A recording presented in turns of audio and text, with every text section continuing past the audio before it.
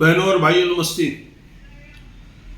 दोस्तों, आज बात करेंगे चुनाव की, पलायन की। यहाँ से लोग पलायन क्यों कर रहे हैं? हम ज़्यादा दूर न जाकर हमारे पड़ोसी शहर अमरनाथ और हमारी तुलना करेंगे। आज सिर्फ पुल के उस तरफ चले जाओ, वहाँ की स्थिति देखो, यहाँ की स्थिति देखो। कुछ दिन पहले एक बड़ी अखबार ने छापा कि 1 लाख मतदाता यहाँ से चले गए। अगर 1 लाख मतदाता यहाँ से चले गए तो उनका परिवार कितना होगा जो यहाँ से चले गए। नेता कहते हैं वह फिर वापस आएंगे। क्यों वापस आएंगे? मुझे मेरे मित्र ने बताया, कोई एक जगह पर हमने बड़ा फ्लैट देखा जिसकी कीमत 1,60,00,000 रुपए थी। आज वह व्यक्ति 1,30,00,000 में देने के लिए तैयार है, कोई खरीदार नहीं। बिल्डिंगें जो नहीं बन रही है उनमें फ्लैट खरीदार नहीं है, बनकर पड़ी हुई है। दादा गोविंदराम लुंड की एरिया, बंगलो एरिया, जहां पर काम शुरू होता था गड्ढे खोदे जाते थे, बिल्डिंग पूरी बिक जाती थी। अब ऐसी स्थिति में लोग बाहर जाने लगे। अमरनाथ नगर पालिका है, हमारे से बड़ा क्षेत्र है उनके पास। हमारा क्षेत्र सिर्फ 13.5 किलोमीटर है। अमरनाथ की सड़कें देखो, सफाई देखो। हम 97 से महानगर पालिका में रह रहे हैं, उससे पहले नगर पालिका थी। 1997 में चुनाव हुए, 2002 में हुए, 2007 में हुए, 2012 में हुए, 2017 में हुए, 22 में होने वाले हैं।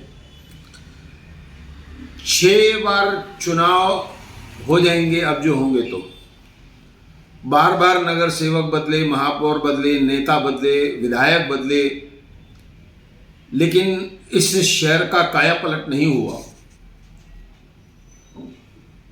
यहाँ घरों के बीच चौक पर 3-3, 4-4 कचरे की कुंडियां रख दी जाती है, घरों के बीच रख दी जाती है।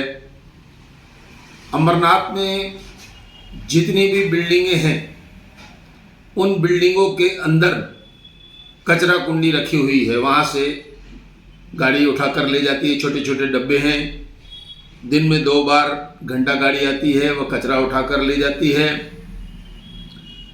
अब यहाँ की बात करें तो बिल्डिंग वालों को महानगर पालिका की तरफ से कोई सुविधा नहीं है।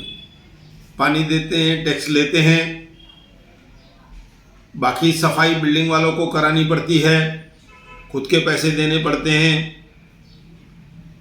कचरा कुंडी मैंने बताया कि दूर दूर बाहर रखी हुई हैं।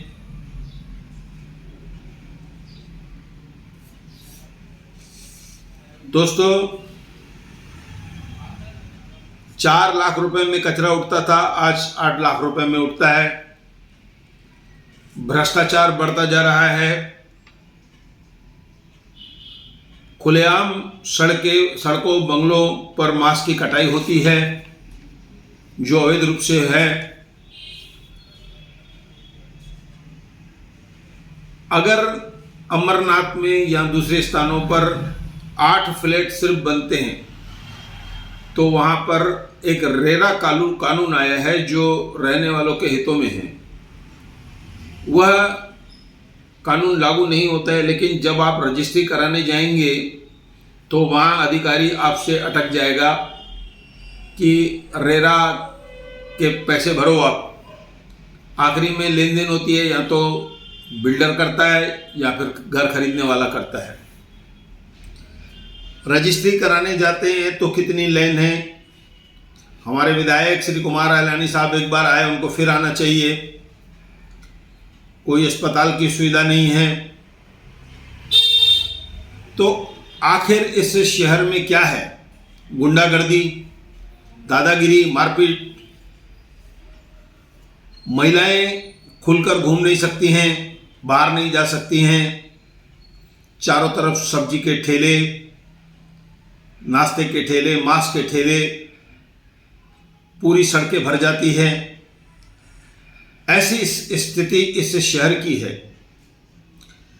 अब बात करेंगे ये जो चुनाव होगा, जो शक्लें हमको दिखाई जा रही है, जो ऑफिसें खुल रही है, चुनाव के बाद तो ऐसी कोई ऑफिस कहीं पर रहती नहीं, और जो शक्लें हमको दिखाई जा रही है उनके पास अनुभव कितना है। तो कुल मिलाकर इस बार भी पुराने बहुत सारे नेता चुनकर आएंगे और नए नेता मुश्किल से कहीं कहीं पर चुन के आएंगे जहाँ जिनको तजुर्बा है। ऐसी स्थिति हमारे शहर की है। नेता कहते हैं लोग वापस आएंगे, बिल्कुल वापस नहीं आएंगे, बल्कि और यहाँ से लोग जो है बाहर निकलते जा रहे हैं।